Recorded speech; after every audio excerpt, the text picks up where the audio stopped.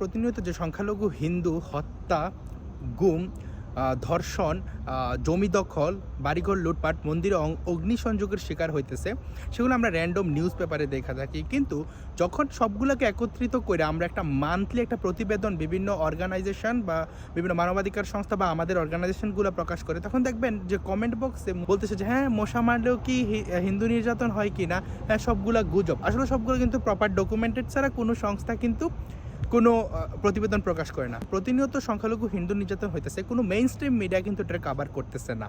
কারণ main stream মিডিয়াটা cover করলে তাদেরকে গালি দেওয়া হয়, তাদেরকে ভারতের দালাল বলা হয়, এবং তারা এটাতে ইচ্ছুকও না। কারণ তারা ইচ্ছুক হলো কি, তারা যদি ভারতে কোনো সাম্প্রদায়িক সন্ত্রাস হয় সেইটাকে যদি আয়না দেখানো যায়, যেমন ইনকিলাব, চ্যানেল আই, তারপরে এগুলোকে কেন্দ্র করে against Hindutva, protect our sisters, এরা প্রোপাগান্ডা ছড়ায়, এটা তাদের ভিউ আসে, ভালো আসে, এবং বাংলাদেশি হিন্দুদেরকে একটু থ্রেটে রাখা যায়। তো বাংলাদেশি হিন্দুদের নিয়ে আসলে কথা বললে কী লাভ হবে? দিন শেষে ভারতের দালাল ট্যাগ দিবে, কেউ তো তাদের কথা বলার নাই। বাট যেটা পিওর জার্নালিজম ছিল, যে যারা নির্দেশিত তাদের কথা তুলে ধরা। আপনি দেখেন, গতকালকেও দেখলাম যে গোপালগঞ্জে মানে একটা হিন্দু লোক বাড়িতে আসতে পারতেছে না, তার জমি দখল নিয়ে ব্যাপার স্যাপার, তার বাসায় ঢুইকা তার বাড়ির মেয়েদের সাথে খারাপ আচরণ করছে। হ্যাঁ, সেখানকার আনোয়ার গং একটা কী যেন, আমি কমেন্ট বক্সে লিঙ্ক দিয়ে দেবো।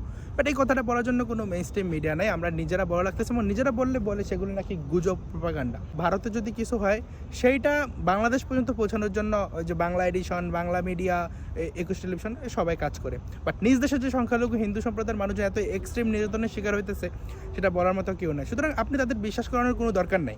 কারণ আপনি যে যতটা নির্যাতনে আছেন, যেখানে ছোট থেকে বড় সবাই আপনি একটা ঝগড়া লাগেন, বলবে যে ডান্ডি মালাউন, এমন কিছু একটা সাম্প্রদায়িক আক্রমণ করে আপনি একটা সাম্প্রদায়িক একটা স্ফিয়ারে আপনার বাইরে ওঠা লাগে, সেখানে আপনি যে কতটুকু সামাজিক স্বস্তিতে থাকেন এটা তো আমরা সবাই বুঝি, আপনিও বুঝেন। কিন্তু যারা চোখের সামনে দেখতেছে যে জ্যান্ত মানুষকে পোড়া দেওয়া হইতেছে, ব্যবসা প্রতিষ্ঠান লুট করা হইতেছে, মন্দির ভাঙা হইতেছে, আগুন লাগানো হইতেছে, জমি দখল করা হইতেছে, তারপর যদি প্রমাণ দেওয়া লাগে, আসলে ওরা প্রমাণ চায় না, ওরা আসলে আপনার কষ্টগুলোকে গুজব, প্রোপাগান্ডা বলে উড়াই দিতে চায়, ইন্ডিয়ান এজেন্ডা বলে উড়াই দিতে চায়। সো এর চেয়ে বড় লজ্জাজনক আর কিছুই না যে প্রতিবেশী দেশ বা অন্য যে রিজিয়নের দেশগুলো নিয়ে বাংলাদেশের মানুষের এত আহাজারি, অথচ নিজ দেশে সংখ্যালঘু এত এক্সট্রিম নির্যাতনের শিকার, এটা নিয়ে কথা বললে আরও এটা ইন্ডিয়ান এজেন্ডা হয়ে যায়।